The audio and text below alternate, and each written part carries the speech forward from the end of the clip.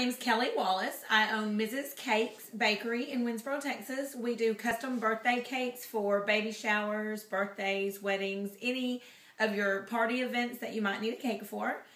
I first got interested in cakes when I had my first child, and around her second birthday I wanted this elaborate princess theme with this elaborate castle cake, and I started pricing it around, and it was going to cost me a little over $200.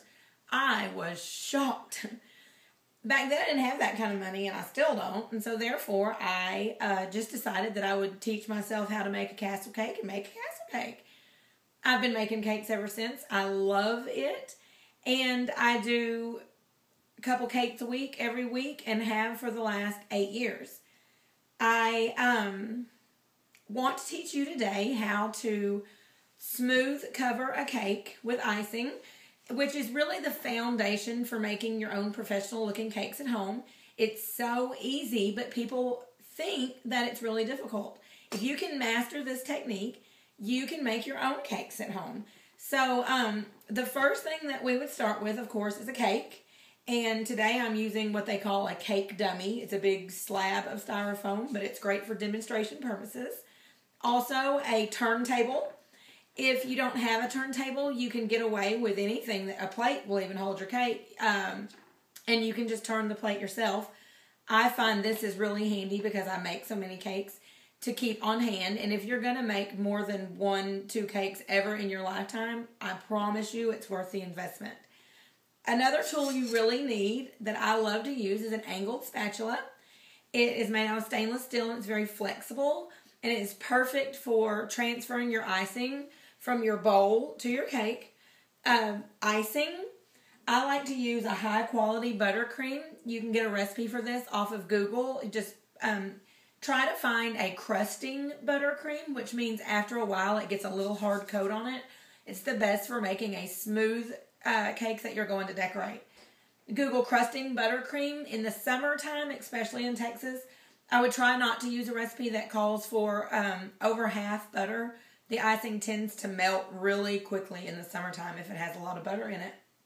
The last tool that I find crucial comes from the utensil aisle in Walmart.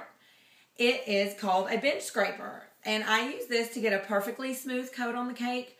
It's used for scraping dough off of kneading surfaces, or you can use it to scrape up your chopped onions off of your cutting board. It has a million uses, and if you get one, I promise you'll use it.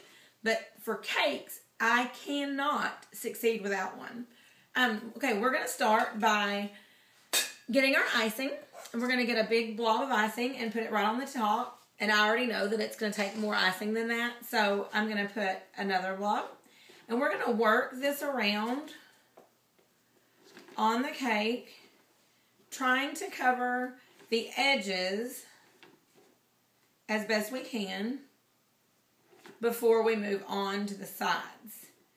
Once you have a decent layer on the top, you're going to get more icing and start to load it on the sides of the cake by just firmly pressing it and working it around. It does not, at this point, have to look smooth, good, anything. All it has to do is cover every inch of the cake. So we're going to continue to spread the icing around. As you can see, we're almost covered. Now you want to make sure that you have a liberal amount of icing on this layer. If you don't, you're going to wind up scraping off big thin sections and have to start over, which we might have to do anyway. But we're going to add just a little more icing. I've got some thin spots that I would like to cover. And work it all the way around. Keep turning as you work it so that you know that you've got it completely covered. Oh, there's a spot.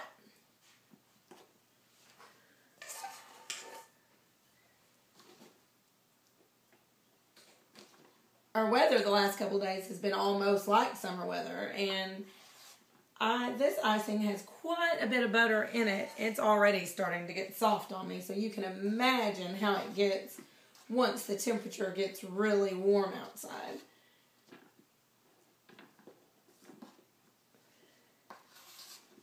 Okay, we have the cake covered around. So now, put our icing over here. We are going to take our bench scraper, and we are going, see how it is taller than the cake, so it's going to get an even surface applied all the way around the cake. So with a very steady hand, you're going to start where I would call the back of the cake, which is the side of the cake that I hope sometimes people don't see. And we're going to very gently and evenly turn the board around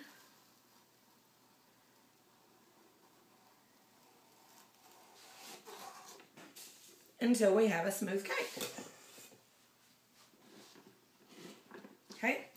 Now, the sides look good, but the top looks horrible now, as you can see, because while we were spinning, it was pushing icing up to the top. So now, we're going to take the bench scraper, and we're going to gently roll that top edge.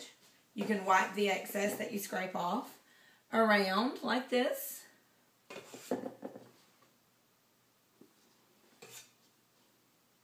Very gently knocking all of the top edges off.